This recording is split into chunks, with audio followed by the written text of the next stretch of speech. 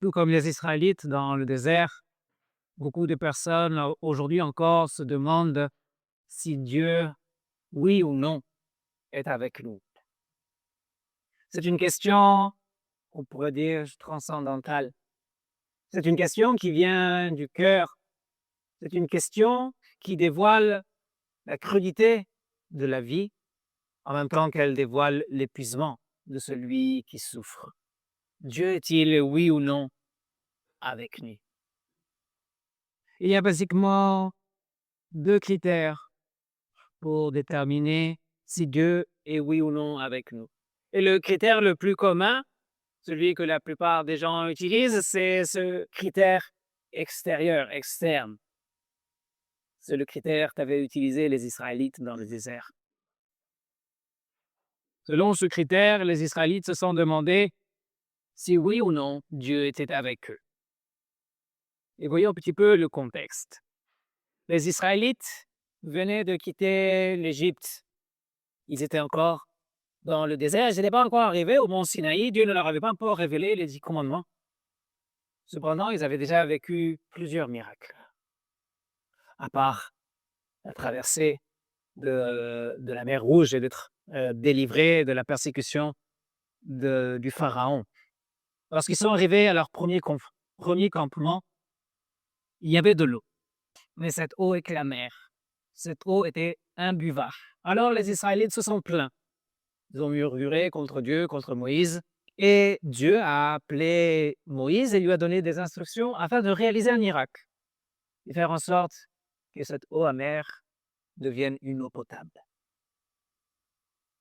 Plus tard, à un autre endroit, à un autre moment, Israël avait changé son campement et ils se sont plaints.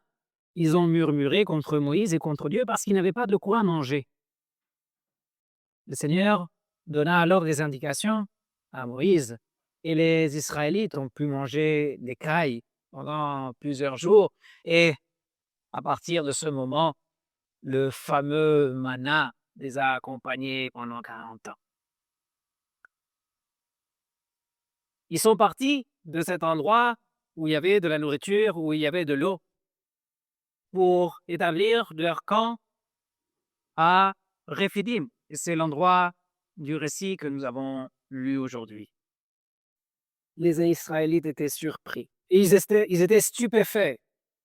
Ils sont arrivés à un endroit, ils ont monté le camp et ils se sont rendus compte qu'il n'y avait pas d'eau. L'eau est essentielle pour vivre. Donc ils remettent en question l'ordre de Dieu. Ils remettent en question l'action de Dieu. Le texte de l'Exode chapitre 17 nous dit bien que les Israélites partent du désert de Sin selon l'ordre de l'Éternel. Et c'est l'Éternel qui les a conduits par la colonne de nuée, de feu, et il s'est arrêté à cet endroit, et c'est Dieu qui a choisi l'endroit pour le campement. Mais à cet endroit, il n'y avait pas d'eau.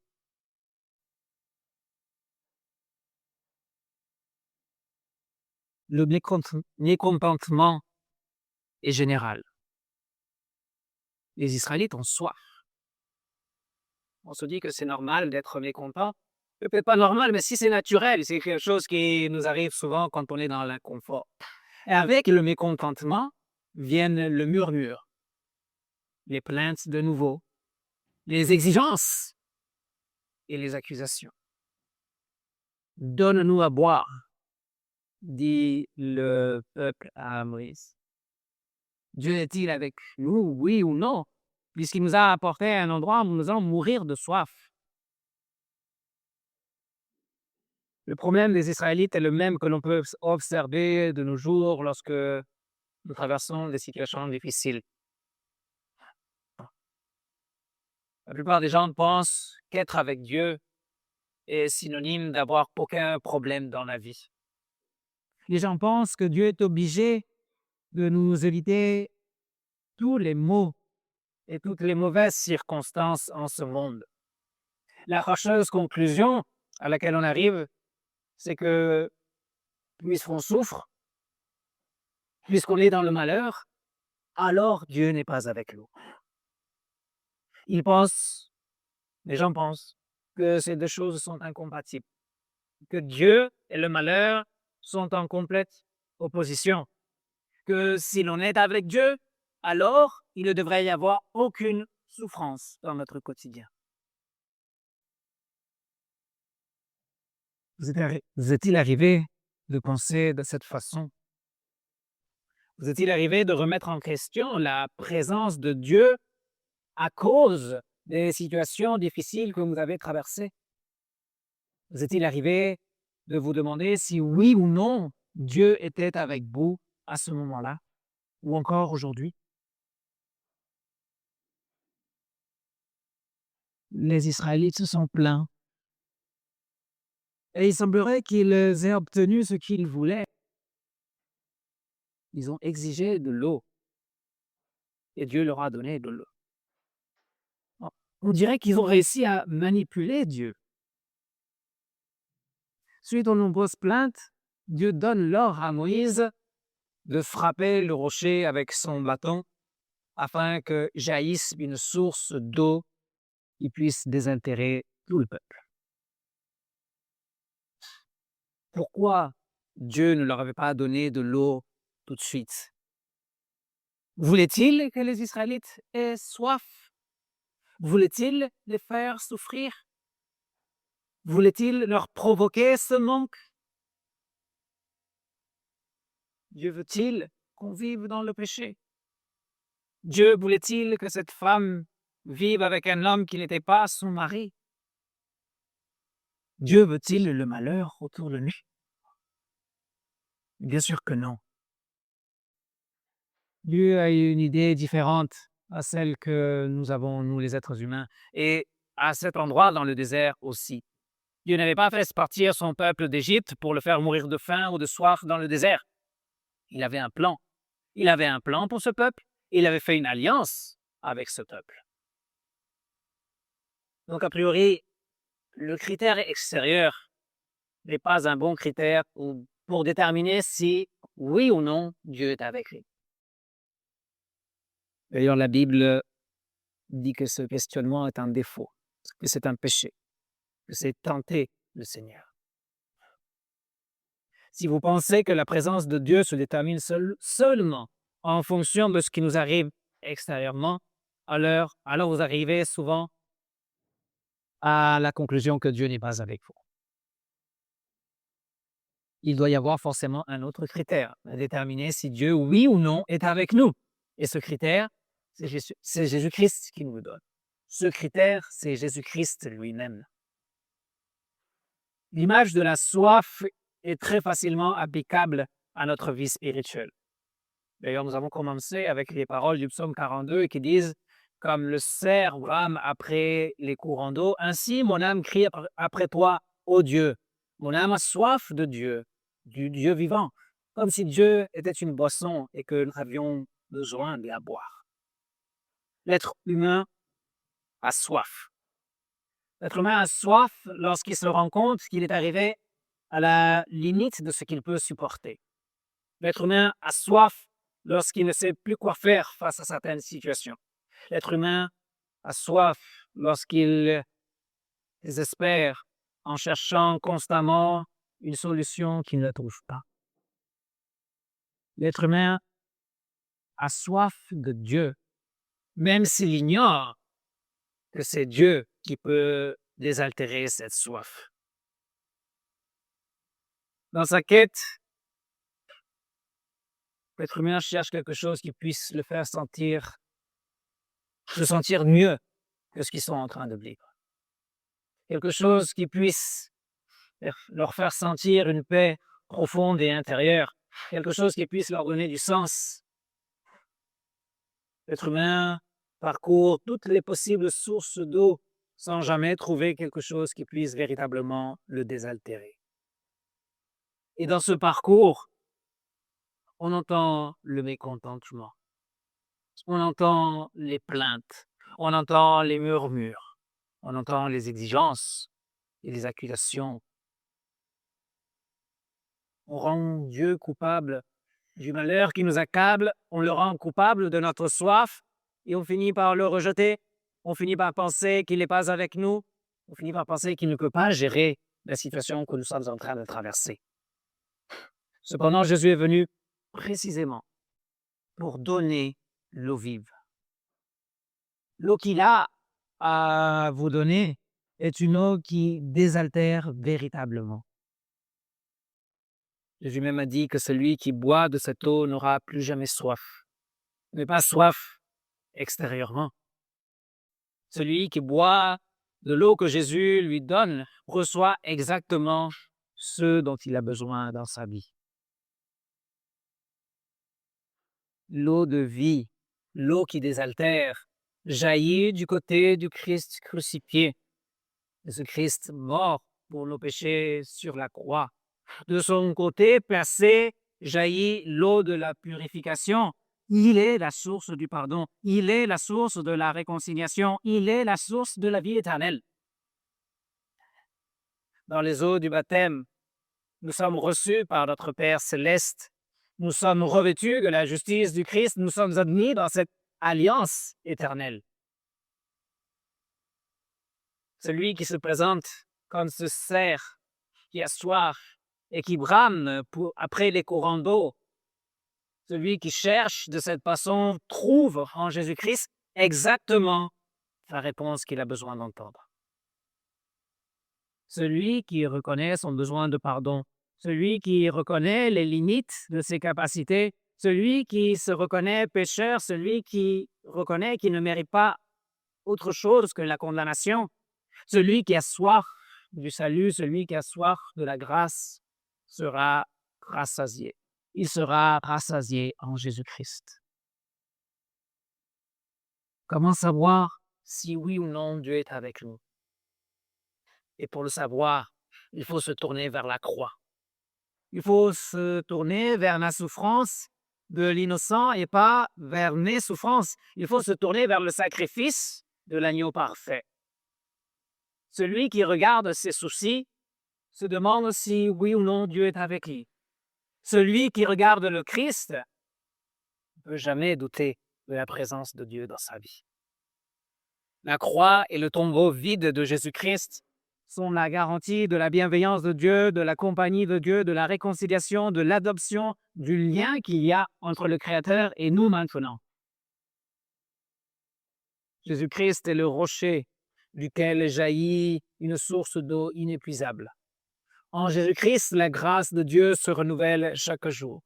En Jésus-Christ, Dieu est fidèle et il tient toutes ses promesses. Nous qui avons soif d'éternité, nous qui avons soif d'appartenance, nous qui avons soif de sens dans la vie, nous trouvons en Jésus-Christ cette eau qui désaltère, cette eau qui donne l'éternité, cette eau qui donne l'appartenance, cette eau qui donne du sens. Et cette eau devient elle-même une source en nous, une présence constante de cette grâce de Dieu dans notre vie, une source qui jaillit afin que nous n'oublions jamais qui est notre Sauveur, afin que nous n'oublions jamais quelle était notre soif et comment Dieu nous a désaltérés. Dieu est-il oui ou non avec nous? Et nous devons répondre affirmativement à cette question. Je dois pouvoir dire oui, Dieu est avec moi. Je dois pouvoir le dire avec une certitude absolue. Parce que cela ne dépend pas de moi-même, cela ne dépend pas des circonstances que je suis en train de vivre, cela ne dépend pas des choses extérieures, cela ne dépend pas de ma santé ou de ma situation financière. Cela dépend pure et exclusivement de la grâce de Dieu en Jésus-Christ. Oui, je peux confesser avec une assurance absolue que Dieu est avec moi. Je peux le confesser parce que je n'ai plus soif, parce que l'eau que Jésus-Christ m'a donnée m'a complètement désaltéré, parce que son pardon m'a réconforté, parce que sa justice m'a renouvelé, parce que je suis comblé par la grâce de mon Dieu. Et maintenant, puisque Dieu est avec moi, puisqu'il m'a donné à boire de l'eau vive, je dois apprendre à dépendre de lui. Je dois apprendre à ne plus me plaindre autant. Je dois apprendre à mettre ce qui m'arrive dans la perspective de la croix, dans la perspective de la grâce, dans la perspective du plan de Dieu pour l'humanité. Puisque Dieu est avec moi, lorsque les malheurs arrivent, lorsque l'incertitude veut m'envahir, lorsque les doutes frappent mon esprit, je dois prier. Je dois m'en remettre complètement à mon bon Père céleste. Je dois lui faire une entière confiance. S'il a donné son Fils unique pour me racheter, il n'y a aucun doute. Il me donnera tout ce dont j'ai besoin pour vivre dans la foi en ce Fils unique. Dans le désert, Dieu enseignait les Israélites à lui faire confiance et à dépendre totalement de lui. Aujourd'hui encore, dans nos déserts, Dieu nous apprend à lui faire confiance et à dépendre complètement de lui. Va-t-il frapper un rocher pour en faire sortir la solution à nos problèmes? Je n'en sais rien. Ce que je sais, c'est que son amour ne nous manquera jamais. Ce que je sais, c'est que sa grâce est surabondante et que sa grâce est inépuisable en Jésus-Christ. Les promesses de Dieu en Jésus-Christ sont l'eau dont j'ai besoin. La nouvelle alliance dans le sang du Christ est l'eau dont j'ai besoin pour vivre dans la paix, pour vivre dans la foi. C'est dans les promesses de Dieu en Jésus-Christ, c'est dans la nouvelle alliance en Jésus-Christ que les épreuves produisent la persévérance, que les épreuves produisent la patience. C'est dans cette perspective que les épreuves produisent l'espérance, et non plus la dépression, non plus l'épuisement, non plus le bouleversement. Ce dont j'ai besoin m'est assuré en Jésus-Christ. Les circonstances que je devrais traverser font partie de cet enseignement que Dieu veut me donner. Ce que je dois recevoir, ça fait partie de mon cheminement dans la sanctification et de la maturation de ma foi. Est-ce que Dieu voudra bien mettre fin à mes souffrances? Est-ce que Dieu voudra bien mettre fin à mes malheurs? Est-ce que Dieu voudra bien me délivrer de l'angoisse, me délivrer de la peur, me délivrer de l'incertitude, de ce que je suis en train de vivre? Oui, absolument. Quand? Bientôt. Le Seigneur vient bientôt. Et il vient avec sa récompense. Il vient pour nous accorder ce qu'il nous a promis. Le Seigneur vient pour nous faire rentrer dans son paradis, pour nous donner la place qu'il est allé préparer pour chacun de nous. Les malheurs, les souffrances, les angoisses, la peur et toutes les autres choses mauvaises auxquelles nous devons faire face arriveront bientôt à leur fin. Ce ne sera plus très long. Mais pendant ce temps, maintenant, et en attendant l'accomplissement de cette promesse ultime, mettons-nous au service du plan de Dieu. Chacun selon sa vocation, chacun selon les talents que Dieu lui a donnés, là où Dieu l'a placé. Que chacun fasse des œuvres que Dieu a préparées d'avance pour que nous les pratiquions. Que nous puissions le faire dans l'assurance que oui, Dieu est avec nous. Et lorsqu'en travaillant pour le Seigneur, nous nous fatiguerons, nous nous rendrons compte que nous avons soif de nouveau. N'oublions pas de revenir toujours à la source des eaux. N'oublions pas de revenir toujours à notre Seigneur Jésus-Christ. N'oublions jamais qu'il nous invite à aller à lui et à boire de ce qu'il a à nous offrir. La vie en ce monde n'est pas parfaite. La vie en ce monde est très souvent injuste. Mais ne craignons pas. Ne soyons pas envahis par l'angoisse. Ne désespérons jamais, car Dieu est avec nous. Oui, Dieu est avec nous. Et dans la perspective de la croix, nous devons le croire et le soutenir.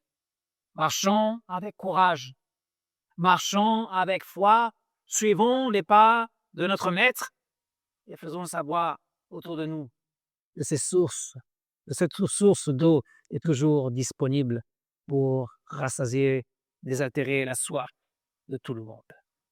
Que la paix de Dieu qui surpasse toute intelligence garde votre cœur, garde vos pensées en Jésus-Christ, lui qui donne l'eau de la vie, lui qui fait jaillir en nous cette source abondante, lui qui nous assure qu'il ne nous manquera jamais ce dont on a besoin jusqu'à ce qu'on arrive à la vie éternelle. Amen.